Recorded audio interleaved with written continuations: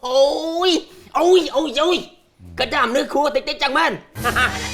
ไอ้เก้เนี่ยโกนอัดประโยชน์เนี่ยโกนอัดประโยชน์ใจเนี่ยเดี๋ยวก็ไปนั่นไงแล้วมันงอมันเนี่ยเสียงอมาโกนอัดกำนัดเนี่ยโกนมากำนัดมาตายเนี่ยปุ๊บดูไก่ปุ๊บนี่ก้นกับปุ้งแต่ประมาณเขี้ยวมันได้ปุ้ง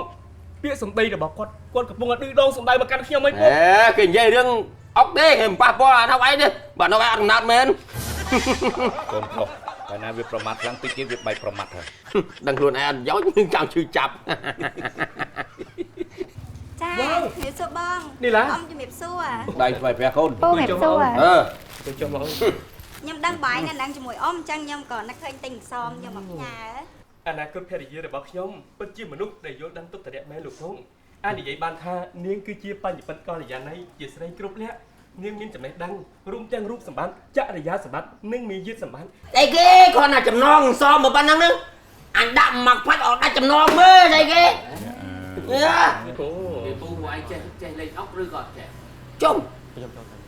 ញុំស្គាល់សួរតើទីអញមកពូយ៉ាអញ្ចឹមកូនទៅលេងអុកតើដាក់មកដាក់ផ្ទះមកដាក់ផ្ទះមកដាក់ផ្ទះហើយហ៊ានទេដាក់ផ្ទះហើយបាច់លេងដាក់ថ្នាក់ហ្នឹងទេហ៊ានដាក់ផ្ទះហើយខ្ញុំលេងលបែងយើងលបងកំណត់អត់មានយកចិត្តមកភ្នាល់ជាមួយផ្ទះលបែងទេហេតែក៏មកផាក៏មកឌឺដងហើយចង់ឌឺដងដាក់ផ្ទះហើយដាក់ផ្ទះហ្នឹងគោម្នឹមក៏បានដែរដាក់គូដាក់កបី ណែឡើងតែមួយជំនួយមកកងពលនៅតែមួយខែទៀតពួកយើងនឹងរៀបការជាមួយគ្នាហើយនៅពេលនោះពួកយើងអាចចេញចូលទៅណាទៅណីដោយមិនបាច់ខ្លាចមាត់ញៀតជិតខាងនិយាយនឹងទីចាសាកូនអត់កំណត់ទេគូដៃផ្អែមណាហើយជាមួយធ្លាក់ខ្លួនហាមមកតែដឹងគាត់ឌឺខ្ញុំហ៎បងចឹងណែគេនិយាយហ្នឹងអត់ទេប្រញាប់ទៅនំអស់ប្រមាណនំអស់ប្រមាណនំតិចតួចនំនេះចាខ្ញុំចេញអត់បញ្ហាអត់អីទេបងអត់អីទេបាច់បកាទេបងនឹងថាអញអត់សូវមានលុយទេ150បណ្ដោយមកថងឲ្យច្រើនណាស់ឲ្យតែ100000ទៅ50នឹងកាក់លុយបងទេតើយក100000ហ្នឹងសំអត់យកយកតែកាក់លុយទេកាក់លុយនេះនេះច្បាស់ណាស់គេកំពុងបាត់យើងណាពុកយកទៅបងមើលគេសិនយកទៅបងស្អប់តាអត់លុយខ្លួនក្រទេតែរឹកវាមិនគេឲ្យយកទេខ្ញុំអត់ទិញអស់តែ3000ណាអញសាកាក់លុយកូនខ្ញុំយកទៅយកឲ្យអត់អីទេអស់គុណច្រើនណាស់ខ្ញុំទិញអស់តែ3000ទៅយក100000មិនខ្ញុំលាតែសិនឯងពូខ្ញុំលាហើយត្រឹមមកក្តារ5អូនលុយរីទេកាក់លុយទេនេះអីទេអត់អីទេពួកឯងហ៊ានយកលុយ$50ហ្នឹងមកមើលងាយគេទៅយុះយើងមែនអត់ទេអត់កំណត់ឯងមើលគ្មានកំណត់កុំចេះកាន់នេះគេមិនហៅមើលងាយទេគេហៅជួយពុកបើចូលជាអញ្ចឹងហើយទុកបងទឹកបងភ្លើងផ្ទះយើងពុកអាយឃើញទេមនុស្សមានក្រគាត់ថាឃើញលុយខ្វប់ចាត់ផ្លាប់អានេះស្មើនឹងកែភើញការនោះបកកែតែមួយផ្លែទេបកកែខ្ញុំកែយកគូកុំឲ្យគេថាយើងអន់ពេកទេ$50មើលខ្វះខាតប្រាប់ខ្ញុំ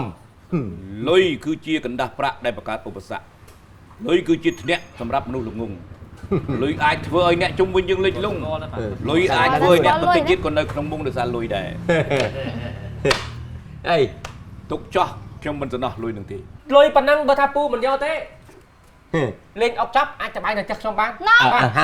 ហូបបាយទៅខ្ញុំបានពួកខ្ញុំឃើញទឹកមុខពូស្លេកបែរអត់ដែរបានស៊ីរបស់សមុទ្រទេនេះមើ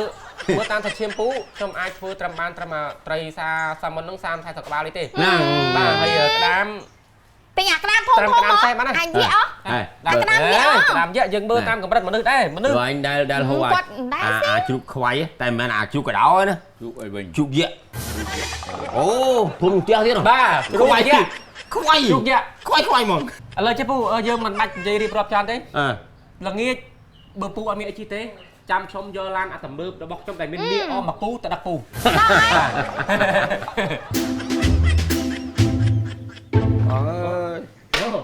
អមមានសួរក្រូចជំរាបសួរលោកតាខ្ញុំបងអងអើយខ្ញុំអស់លីងហើយតអុកយើងកដែលមកតអុកនេះមានអារម្មណ៍លេងអស់ទៀតអស់លីងមួយខ្លួនណានឹងទាប់សម្បត្តិរបស់របរអីលោកតិចទីហើយអត់រួចខ្លួនទៀតឥឡូវកូនខ្ញុំមើលគម្រាមមកចាប់ទៀតចូលឡើងជើងគួយសិនមកជើងខ្ញុំឲ្យឯងទៅលក់ផ្ទះនោះឆាប់ឲ្យមកសងំលេងអុកជាមួយពួនហ្នឹងអញមិនលេងទេណាពួកមិនទេបងនេះអ៊ំគាត់ចាស់ហើយគោរពគាត់ខ្លះទៅគេថាមនុស្ស ពីត្រូវចេះជួយគ្នាក្នុងគ្រាក្រណាគាត់មិនអត់ក្នុងគ្រាលំបាកឥឡូវគាត់មានទុកហើយអ្វីដែលពួកខ្ញុំអាចជួយបានចង់ជួយទៅកាន់ឪពុកក្មួយចង់កាន់ជួយទៅលេខគ្រួសារក្មួយ អរគុណ ឥឡូវបើចង់ជួយខ្ញុំឲ្យខ្ញុំខ្ចី50 60 បើ ម៉ឺន សិន មក ជាឥឡូវកុំអាលស្ដាប់ខ្ញុំដំណោះស្រាយមានដំណោះស្រាយវាមានតាមដំណាក់កាលមួយ ខ្ញុំមិនជឿតែពួកឯងមានដំណោះស្រាយទេឲ្យខ្ញុំដល់ថ្នាក់គាត់ពាក់បែបតអត់កញ្ចក់ហ្នឹងនៅគាត់ដោះស្រាយតិចព្រមពួកឯងមានបែបតែមាន ក្រាន់ខ្ញុំសំណុំពរមិនបានទេចូលប្រាប់ពីរឿងរ៉ាវឲ្យបានជាក់ច្បាស់ថាមូលហេតុអី នេះខ្ញុំកម្ចីអនឡាញហ្នឹងហ៎បងបាទវាមកទៅវា អនឡាញ តំណងវាទ្រូខ្ចីឲ្យនេះដល់ពេលអត់មានលុយនេះឥឡូវវាគម្រាមរកធ្វើបាបថារកនេះផុសរូបអាក្រាតកាយខ្ញុំណាទៀតនោះ អូបើតាមខ្ញុំស្ដាប់ទៅពីព្រោះភពបានមកពីចំណូលបានមកពីកម្ចីអនឡាញភាគច្រើនជាកម្ចីដែលខុសច្បាប់ហើយកាលណាយើងដឹងកម្ចីខុសច្បាប់ដំណោះស្រាយមានតែមួយយ៉ាងទេគឺយើងទៅប្តឹងសមត្ថកិច្ចទៅប្តឹងសមត្ថកិច្ចមានភ័ស្តុតាងអីរបស់យើងខ្លះយើងទៅប្តឹងសមត្ថកិច្ចព្រោះសមត្ថកិច្ចលោកចេះធ្វើការ វាពិបាកនឹងយល់ថាអាម៉េចបោកអាម៉េចមិនបោកវាពិបាកយល់ពីពួកនឹងបដ ாய் អត់អីទេបងស្រួលទេចាំខ្ញុំប្រាប់អានេះតាមយោបល់ខ្ញុំដឹងខ្លះៗហើយណាបងទី1កម្ចីអនឡាញនោះអត់មានទីស្នាក់ការត្រឹមត្រូវទេទី2អត់មានអាជ្ញាប័ណ្ណពីធនាគារជាតិ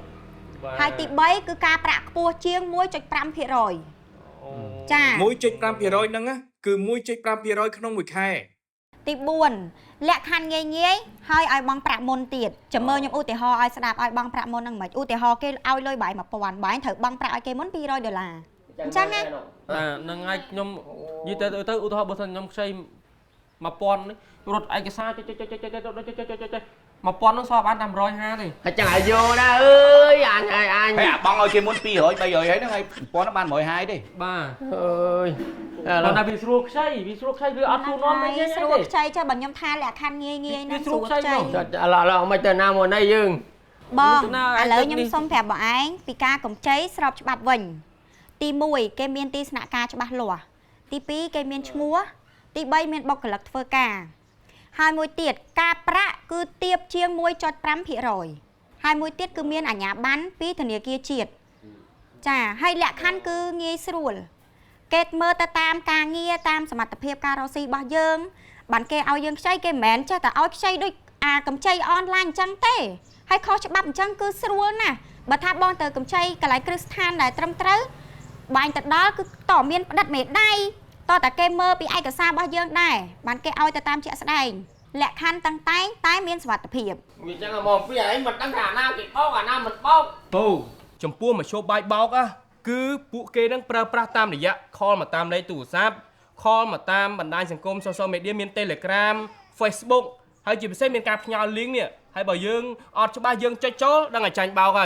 ហើយបើសិនជាយើងនិយាយសួរនាំចង់ចូលទៅគេហៅថាការិយាល័យឬក៏ទីតាំងចង់ទៅដល់ក្រុមហ៊ុនហ្នឹងគឺពួកហ្នឹងព្យាយាមនិយាយយ៉ាងម៉េចកុំឲ្យយើងទៅដល់ដោយសារអីដោយសារតែពួកគេហ្នឹងគ្មានទីតាំងឬក៏ការិយាល័យច្បាស់លាស់ទេ là cái làm mấy anh không គិតមិនពូឲ្យទៅប្តឹងសមត្ថកិច្ចនោះ nó trong tục đánh mặt cái chân này là bóc ơi បាទមានតែប្តឹងសមត្ថកិច្ចទេ con ơi tao con ស្ដាយមែនទែនបើយើងដឹងថាពួកគាត់ទៅកម្ចីអនឡាញខុសច្បាប់នឹងមុនច្បាស់ជាពួកយើងមានដំណោះស្រាយយ៉ាងហោចណាស់ក៏យើងមានអីអន្តរាគមជួយគាត់ដែរមិនទុកឲ្យគាត់រងគ្រោះដល់ប៉ុណ្្នឹងទេ មានអ្នកផងខ្លួនចាញ់បោកកម្ចីអនឡាញយូរណាស់មកហើយប៉ុន្តែបច្ចុប្បន្ននេះនៅតែមានអ្នកផងខ្លួនចាញ់បោកជាបន្តបន្ទាប់ ទាំងអស់នេះចាត់ទុកជាមេរៀនថ្ងៃក្រោយបើដឹងថាខ្លួនឯងចាញ់បោកគេហើយប្រញាប់ទៅរកសមត្ថកិច្ចភ្លាម